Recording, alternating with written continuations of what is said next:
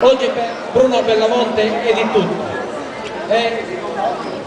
uno spazio di condivisione che deve allargarsi sempre di più,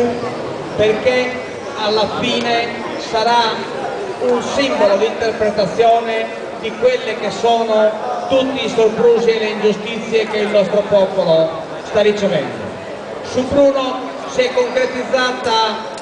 la repressione, si è concretizzata quello che è il desiderio di uno Stato che vede tutto ciò che non è uniforme, che non sta dentro le sue griglie di interpretazione, le vede sempre come un nemico. Ebbene, noi siamo tutti Bruno Bellamonte, siamo tutti della stessa sua idea, facciamo tutti quello che lui stava facendo, stava lottando per la dignità di questo popolo, per dare una speranza di risposta, una speranza di reazione a tutto ciò che sta succedendo nella nostra terra. Oggi la terra di Sardegna è una terra in cui si scaricano tutte le malignità e gli avvelenamenti che sta producendo una civiltà che noi non condividiamo, che noi non abbiamo scelto e che ci vediamo costretti comunque a vivere. Oggi ci troviamo parte del nostro territorio avvelenati, alcune parti difficilmente riconducibili, altre parti in cui vogliono imporre ulteriori servitù, ci vogliono adesso portare anche i radar, occupare altri spazi del nostro territorio con altre servitù, schiavitù. Siamo riusciti a respingere il 15 maggio l'ulteriore servitù, schiavitù del nucleare che volevano imporci. Stiamo continuando a riciclare 300.000 tonnellate all'anno di fumi di acciaieria che neanche in Africa hanno voluto. Ebbene, nella manifestazione di oggi si è sintetizzato tutto questo,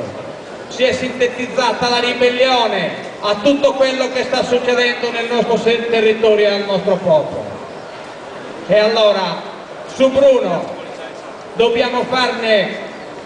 uno spazio di condivisione non solo per noi, popolo indipendentista e popolo socialista, popolo comunista che ci siamo ritrovati qua, ma dobbiamo farne uno spazio di condivisione di tutto questo popolo. Dobbiamo mobilitarlo come abbiamo fatto nell'occasione del nucleare, fare in modo che tutti si identifichino su Bruno Bellamonte che subisce un'ingiustizia che, perché come l'ha subita lui, la poteva subire qualunque cittadino sardo, come l'hanno subita i nostri incarcerati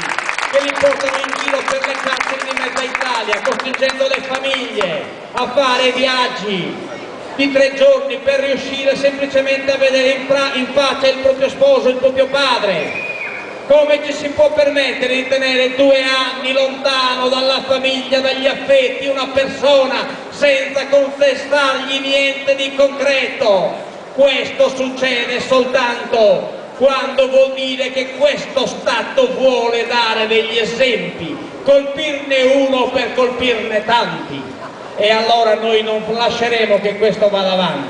porteremo Bruno casa per casa, lo porteremo nella testa della gente, ne faremo immaginario collettivo di questo popolo, faremo in modo che ognuno che sta dentro queste case sappia che quello che si è fatto a Bruno poteva essere fatto a suo figlio, a suo padre, a suo genero, a suo nipote, al bambino che deve ancora nascere. Questo dobbiamo collettivizzare, quello che abbiamo fatto oggi. Oggi abbiamo visto varie realtà della coscienza di questo popolo, che difficilmente abbiamo visto in altre occasioni, ma vuol dire che abbiamo aperto una porta. E allora mettiamoci il piede su quella porta, impediamo che qualcuno vada a chiuderla, anzi apriamola ancora di più, perché deve entrare tanta gente, deve entrare e trovare alle prossime manifestazioni, che speriamo non ci sia bisogno, perché Bruno, adesso noi il messaggio che abbiamo lanciato è un messaggio chiaro e deciso, e sappiano che siamo pronti a tornare in piazza portando tantissima gente con noi, perché Bruno deve tornare libero, perché libero deve vivere e libero è il diritto di vivere.